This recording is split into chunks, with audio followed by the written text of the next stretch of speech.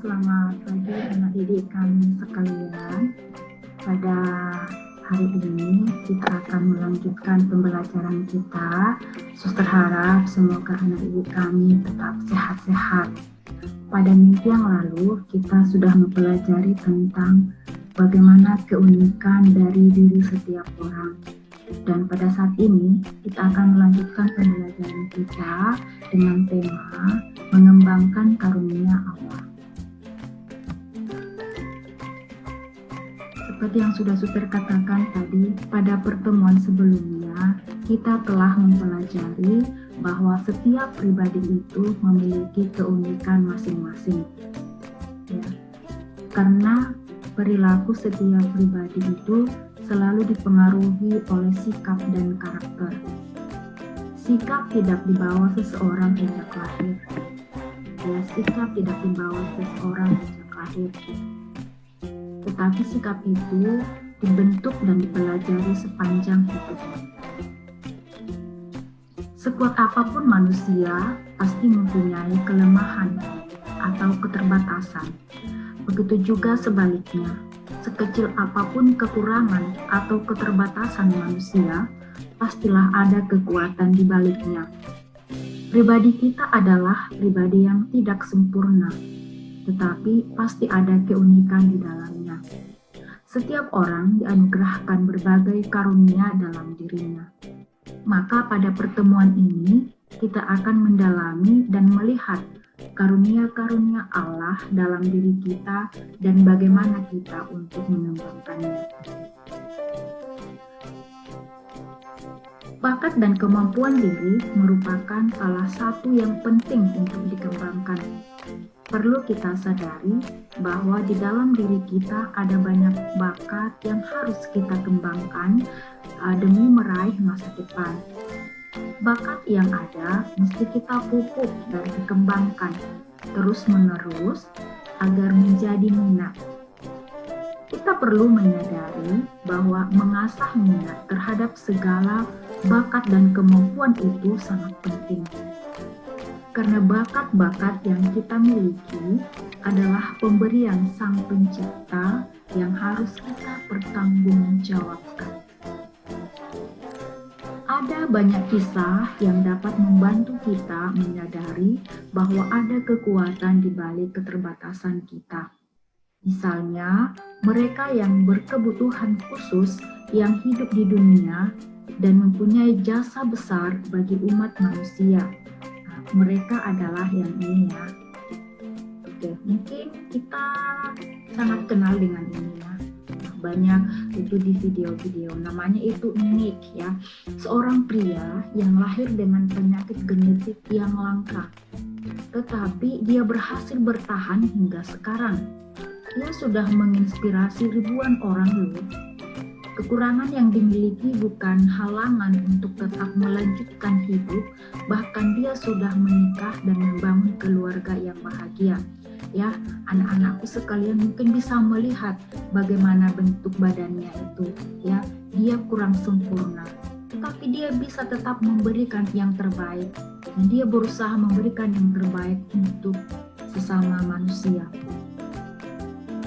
Dan yang kedua itu yang ini ya, yang namanya si James ya. James Brewer adalah seorang artis dan model yang memiliki keterbatasan mental ya. Namun hal itu tidak menjadi penghalang baginya untuk terus berkarya. Terbukti dia telah membintangi sebuah film serial yang berjudul American Horror Story. Dia juga seorang dengan keterbelakangan mental yang menjadi model pertama saat New York Fashion Week 2015. Dan ini merupakan hal-hal dan yang benar-benar sangat menginspirasi kita. Kenapa? Karena sebenarnya dia seorang yang seorang manusia yang memiliki kekurangan mental. Dalam arti tidak seperti kita ini yang normal memiliki otak yang brilian, tidak. Tapi di balik keterbatasannya itu, dia memiliki suatu kemampuan bahwa dia mampu menjadi seorang bintang, ya, dan juga mampu menjadi seorang model yang terkenal. Dan yang selanjutnya yang ini ya.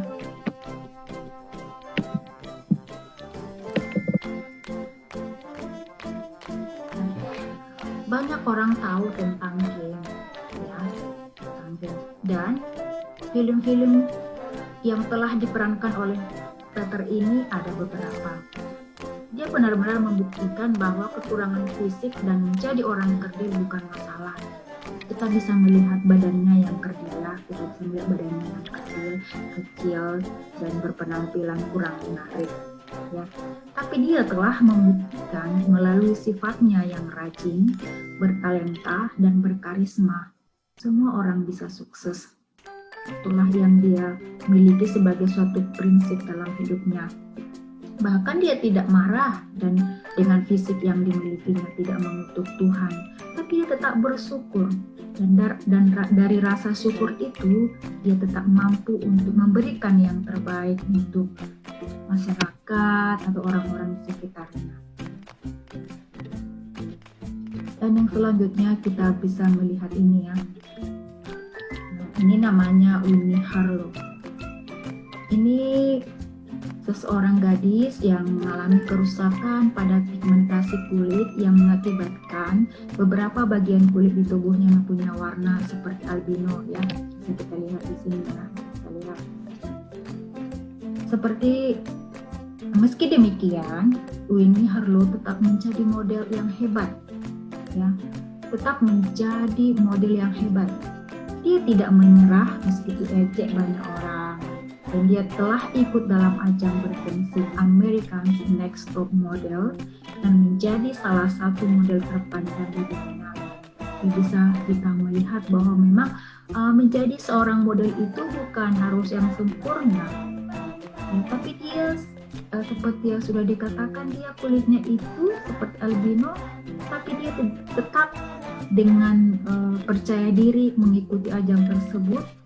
Dan saya pikir bahwa memang kecantikan itu sebenarnya bukan dari kulit, penampilan secara fisik, tetapi dari hatinya, inner beauty, ya, inner beauty seseorang itu. Nah, jadi inilah yang membuat Winnie ini tetap maju, tetap mau berkembang, mengembangkan talenta ataupun kemampuan yang diberikan Tuhan kepadanya. Tadi kita sudah melihat beberapa orang-orang yang menurut ukuran kita atau manusia secara umum itu mereka memiliki suatu keterbatasan. Bagaimana dengan kita? Kita yang normal ini, Tuhan menciptakan kita semua lengkap, ya, semua lengkap. Dari segi fisik kita semua lengkap. Apakah kita menyadari bahwa memang dalam diri kita juga mempunyai bakat-bakat? Bagaimana cara kita untuk mengembangkan bakat itu? Bagaimana cara kita? Yang pertama itu, cara kita adalah kita itu harus untuk melihat bakat kita itu kita harus meluangkan waktu kita untuk tenang berpikir, untuk menemukan apa sih sebenarnya bakat saya. Dan kalau misalnya kamu sudah menemukan apa yang menjadi bakatmu, maka kita penting mengevaluasi apakah memang benar-benar itu menjadi bakat saya.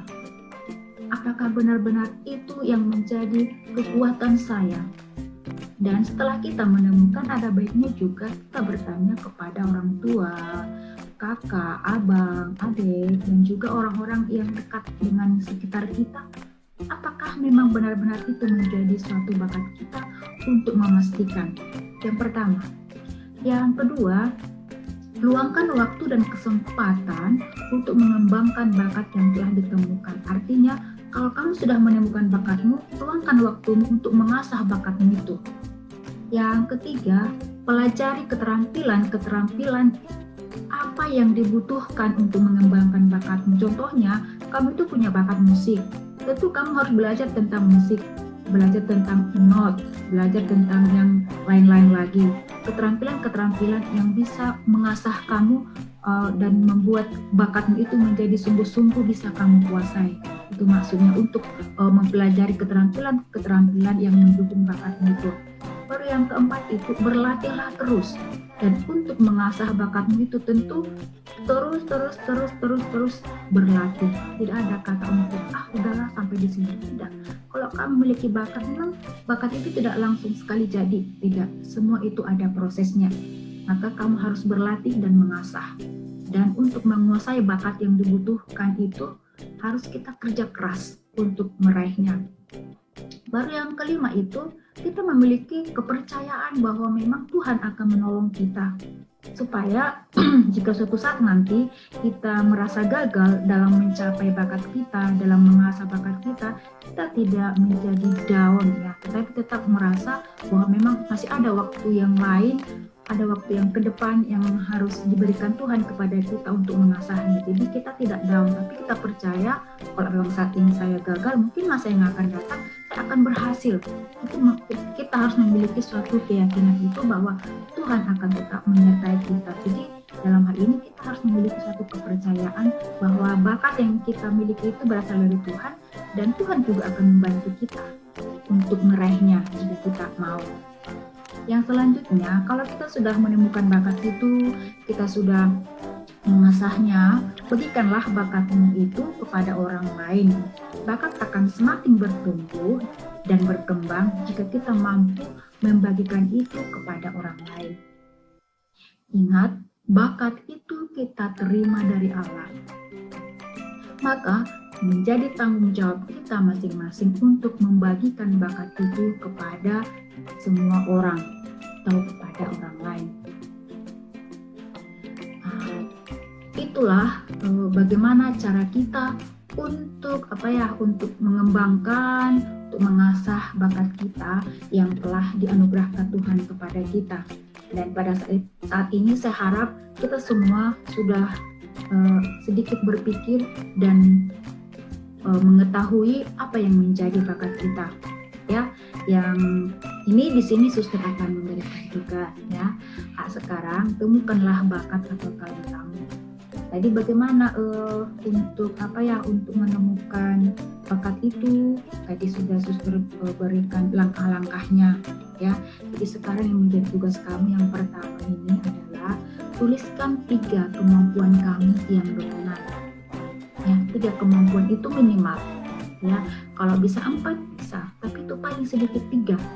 Yang kedua, tuliskan 3 hobi kamu yang paling kamu minati, ya, karena beda bakat beda hobi, ya, tapi ada juga bakat sekaligus hobi, ya. Itu paling minimal 3. Itu yang pertama. Yang ketiga, tugas kamu buat diagram pen yang ini, ya. Ini kemampuan. Tadi kan kemampuanmu contohnya ada 3 atau 4, buatlah di sini kemampuan. Baru buat lagi hobimu di sini. Tetapi kadang-kadang bukan kadang-kadang ya, tapi kita pasti ada kemampuan kita sekaligus hobi kita, buatlah di sini. Ya. Jadi itu yang menjadi tugas kamu. Buat dulu kemampuan minimal 3, hobi minimal 3, dan itu buat setelah itu kamu buat yang ketiga itu buat dalam diagram pen ini kemampuanmu tulis di sini, nanti kemampuanmu, hobimu tulis di sini, dan kemampuan dan hobimu tulis di sini, ya. Yang menjadi tugasnya, ya. Oke, sampai di sini pembelajaran kita.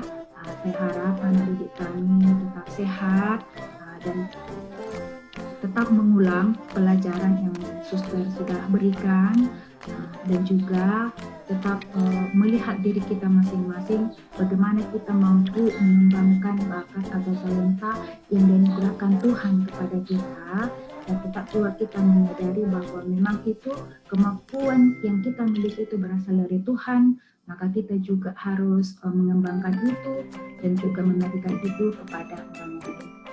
Oke, terima kasih. Selamat pagi. Semoga kita sehat semua.